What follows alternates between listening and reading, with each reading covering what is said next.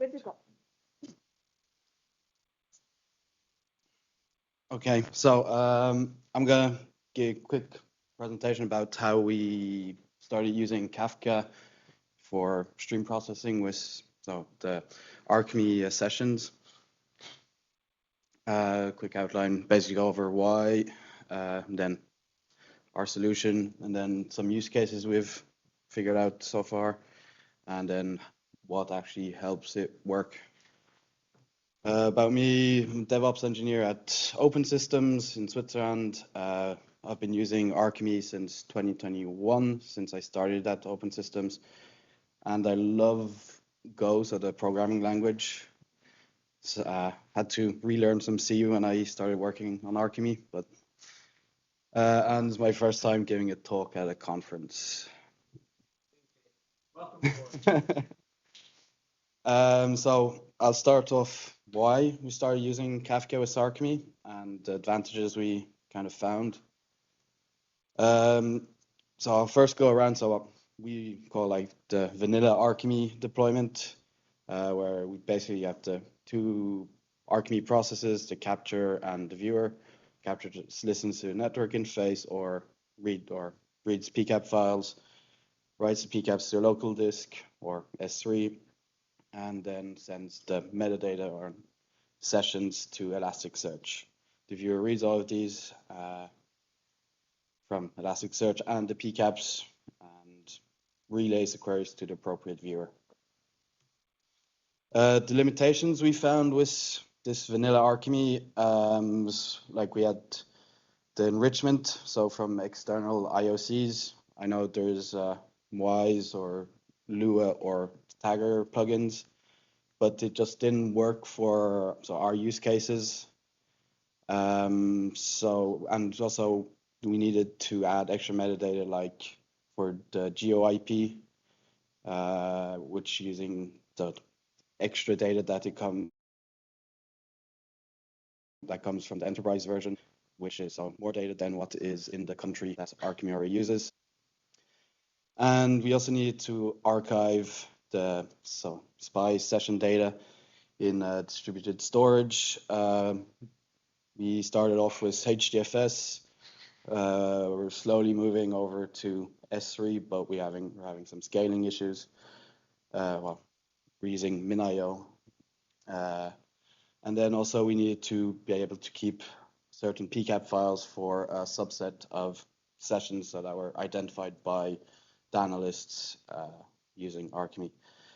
The only way we found was using the cron queries, so periodic queries, but it only worked for the sessions. And then we also had some constraints, resource constraints. The first one being our capture nodes. We had a limited number of them that were because just wasn't enough space in the rack.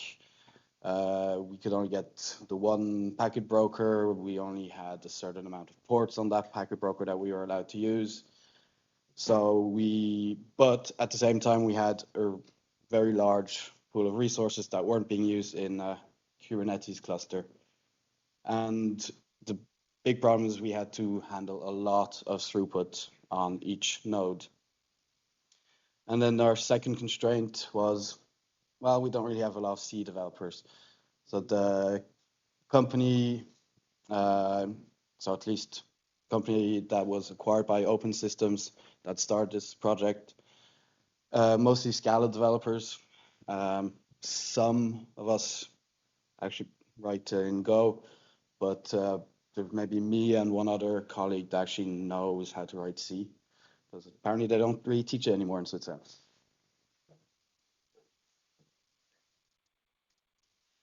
Andy, I hear your salary going up. So what was our solution? Our solution was to decouple the Arkime capture process from Elasticsearch and not have it communicate directly. We thought we'd use like a queue or buffer, which also then helps for spikes in traffic. And everything that's written into this buffer then gets indexed into Elasticsearch, just like Arkimeet would do it, which then allows us to do some extra enrichment on all the data in this queue and buffer and be able to read and write it multiple times. So we decided to use Kafka mainly because we already, or a lot of guys in our team already knew it quite well. And if you don't know what Kafka is, it's basically a distributed real-time streaming platform. It can handle billions of messages per second, and as I mentioned earlier, we can read and write a single message as many times as we want without having too much of a performance impact. And we can then also change the ordering of all the processing we do very easily just by switching around the input and output topics of our processor. And our Kafka cluster processes about 10 gigabits per second on each node. We've actually now just increased the throughput by adding more processing, and we've now actually reached the limit of the network cards on our Kafka nodes. So we're a bit tight at the moment, but so we're just adding more nodes to it.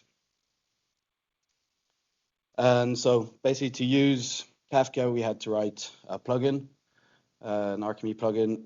It's been used since end of 2019, beginning of 2020 internally. It was written by a colleague of mine, Benoit Perrault, who unfortunately couldn't make it. He had some family obligations.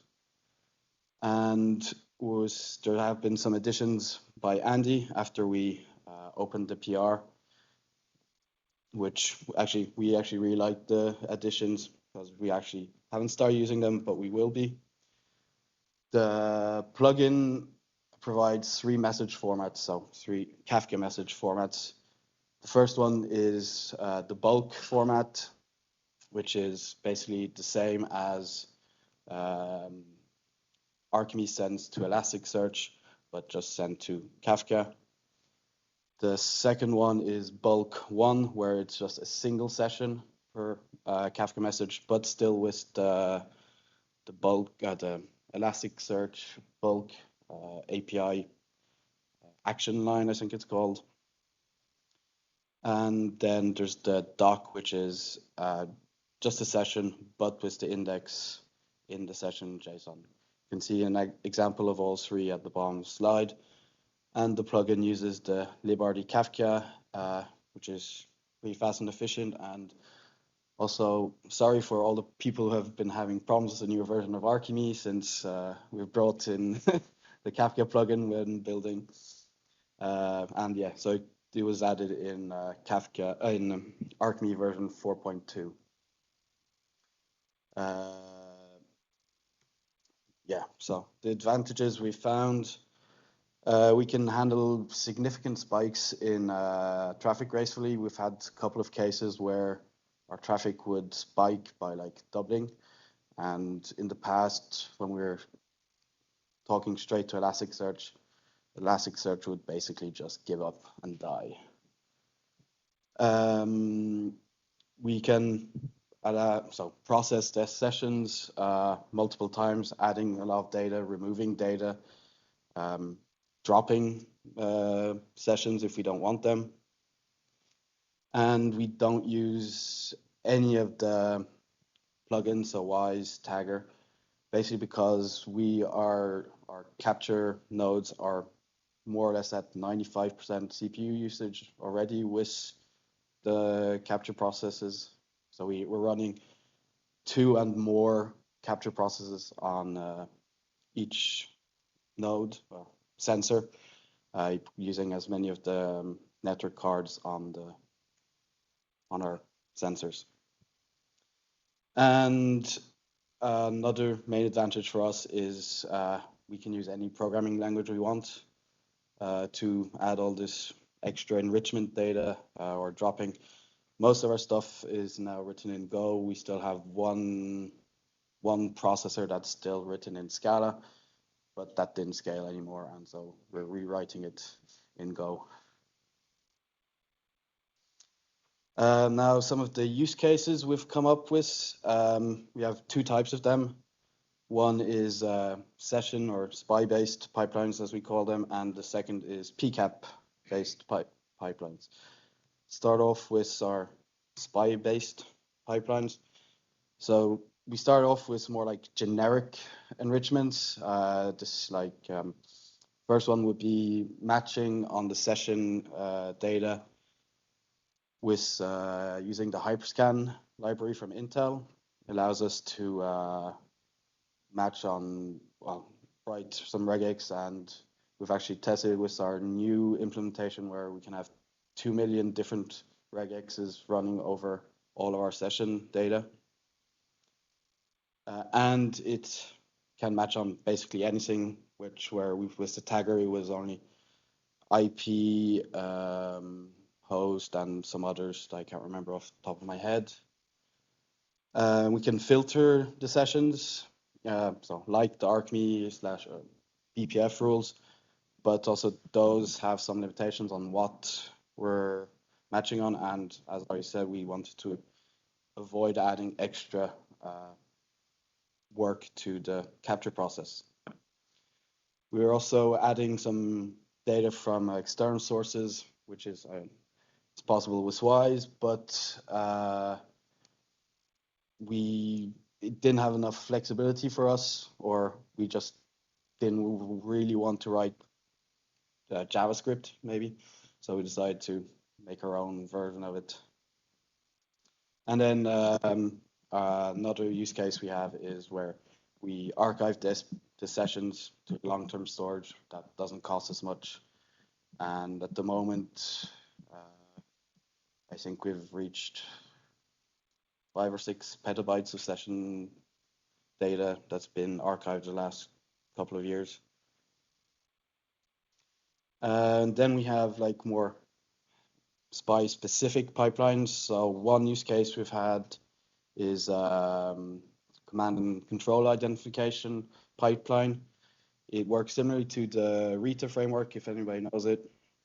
It allows us to see if there's any beaconing activity going over the network, and it's something the analysts wanted, and we were able to provide because of our architecture.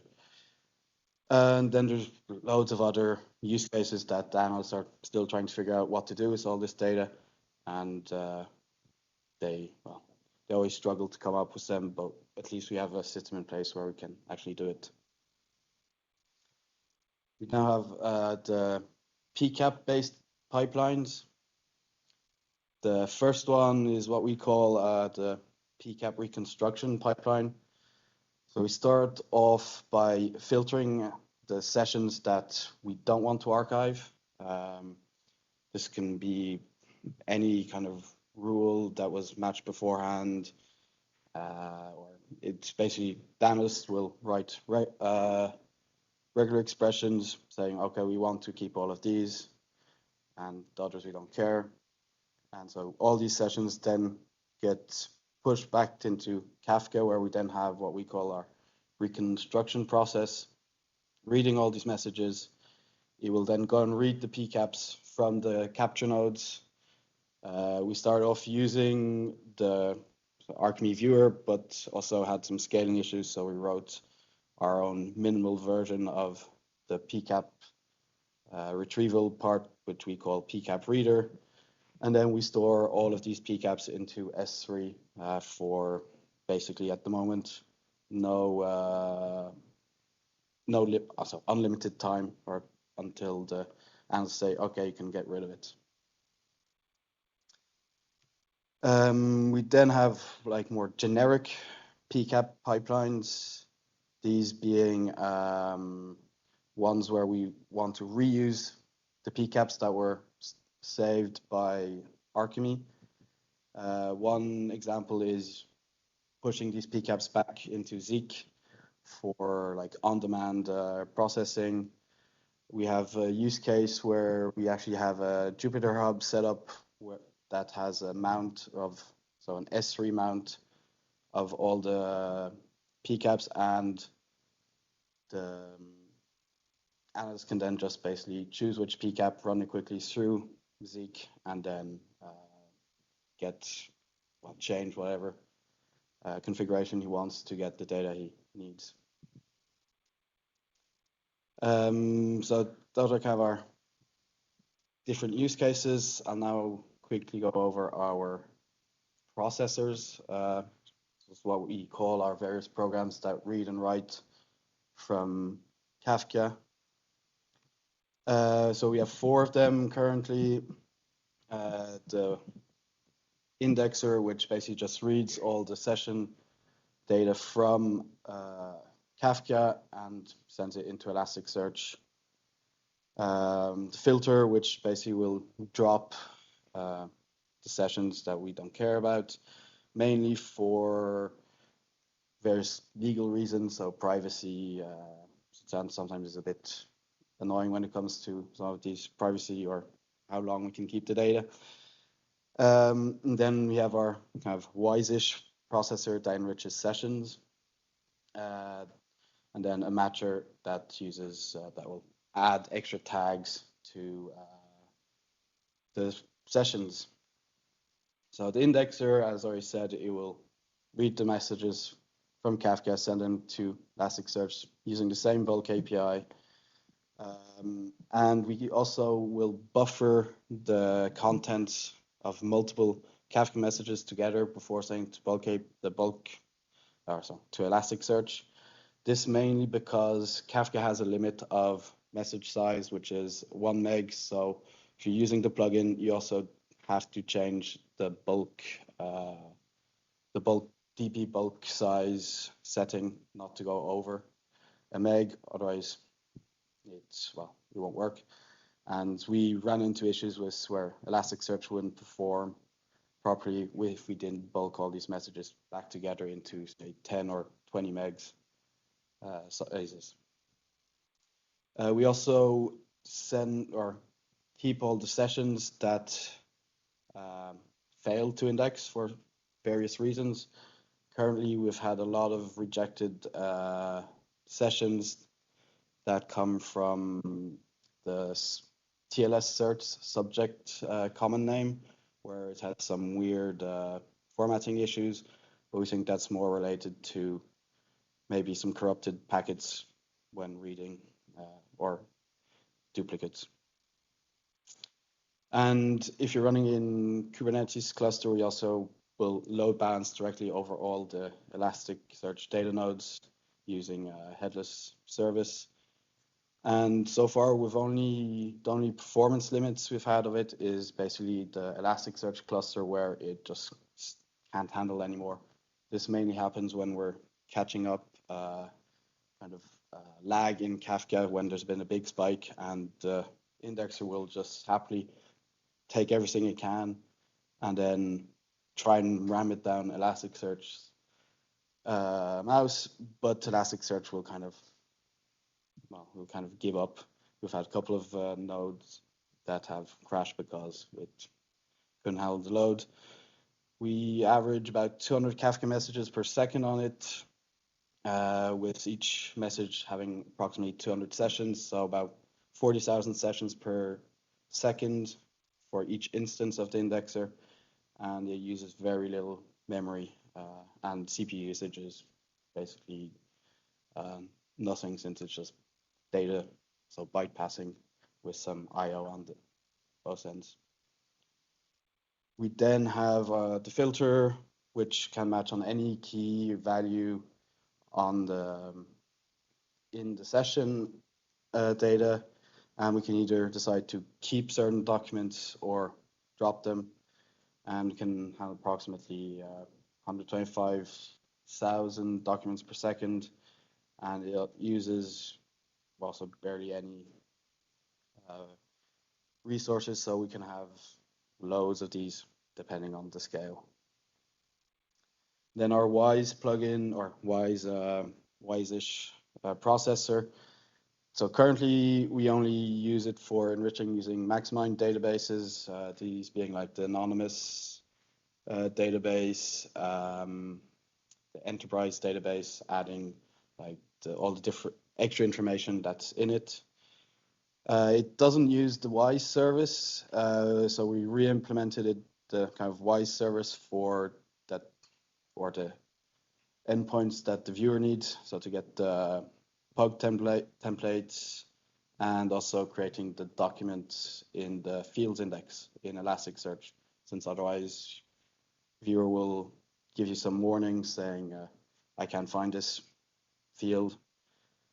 And this one struggles a bit at the moment. Process approximately 40,000 sessions per instance. We have the memory usage is pretty big, mainly because we cache as many of the IPs or the data returned for these IPs. Currently for each instance, we're about 14 gigs of memory usage. 10 of those are just a cache, and it's a bit more resource hungry. And then the matcher, which was kind of the first processor, but written in Scala, that's now being rewritten in Go, uses sort of the hyperscan matching library, and as I already said, can handle about 2 million different regular expressions without too much of a problem. We've did some benchmarking recently, and it's a lot faster than our Scala version, which I'm quite happy about, because I've been trying to get rid of Scala as much as possible and move everything to Go. That's it for me. I kind of sped through it a bit. Does anybody have any questions? Yes. First of all, let me say that this is awesome. This is something that I've been wanting for years. If you recall my diagram in my previous thing where I've got all my security incidents, there are security logs going into Kafka and then pulling those out of oil. I'd love to do that for all my Moloch data as well. I think it would be challenging for us to get all of our Moloch sessions into Kafka. So the question is there an ability to filter between the Moloch sensor and Kafka? To filter what goes into Kafka from the Moloch sensor. So the question was, can the plugin filter the sessions before going into Kafka? Currently, no. It basically uses the Arkimeet plugin callbacks to send the DB bulk, or can't remember what it's called. And so in Arkimeet, there isn't a way to filter that. Or you could filter it using the Arkimeet rules and stuff like that, but we've had similar issues where we have like some satellite sensors where we will have a local Kafka send into that, then filter it, and then forward it to another Kafka cluster. That makes sense. Yeah. Here, Kafka is over the fix it. Do you scale up the Elasticsearch, or do you have a way of scaling down Kafka? So we scale back the amount of indexers. So the elements that are reading from Kafka and into Elasticsearch will scale these down, because basically it's the only way we've found to limit it currently. We have been thinking about adding a Kubernetes controller that would monitor the Elasticsearch and Kafka and scale automatically, but we just haven't had the time to really look into that yet.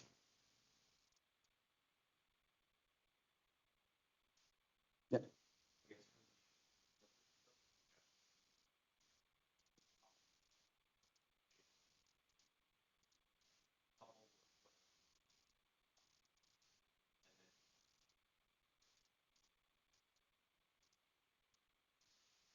So no, so we haven't had reason to do it, but so the current filter at the moment wouldn't be able to do it. It's a very basic, just does an index over the bytes in the session, and if it finds something, it says, depending on the rule, it will forward it on or not.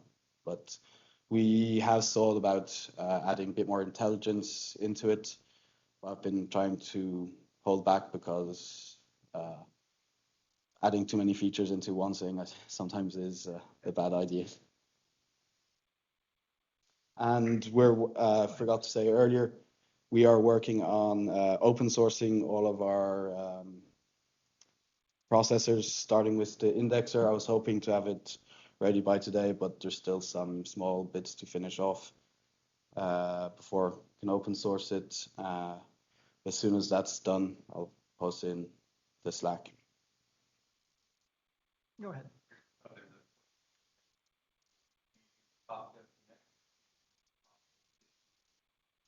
No, so we wrote our own indexer. So that would read from Kafka and write it into Elasticsearch. So we're using the Confluent Kafka Go library. The one problem is that it's CGO, and then we use the Elasticsearch library. And at one point we had the filter built in, but now it's just send it straight through. So did you say you just wrote some C code? No. That's what I heard. So the library uses libRT Kafka library in the background.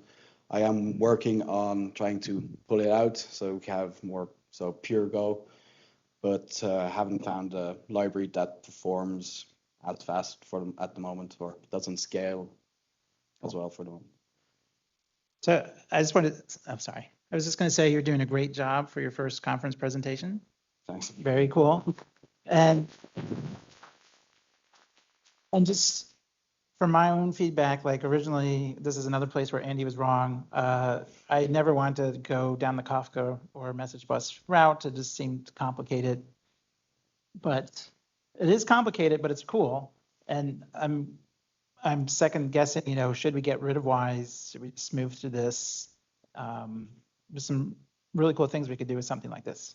Sorry, I interrupted you, Paul.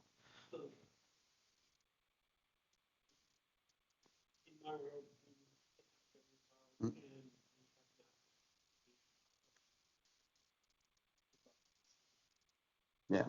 So I've found one called France. It's used by, Red Panda uses it. Apparently, so its benchmarks show that it is faster in some cases. I just haven't found the API is a bit different. And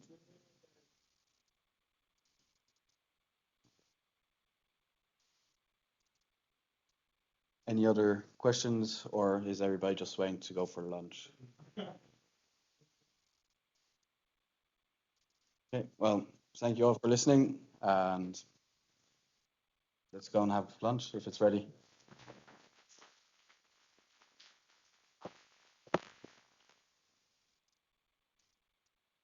Yeah, so I think lunch is ready right out here, and we'll take a break for about an hour. See everybody back at 1:30.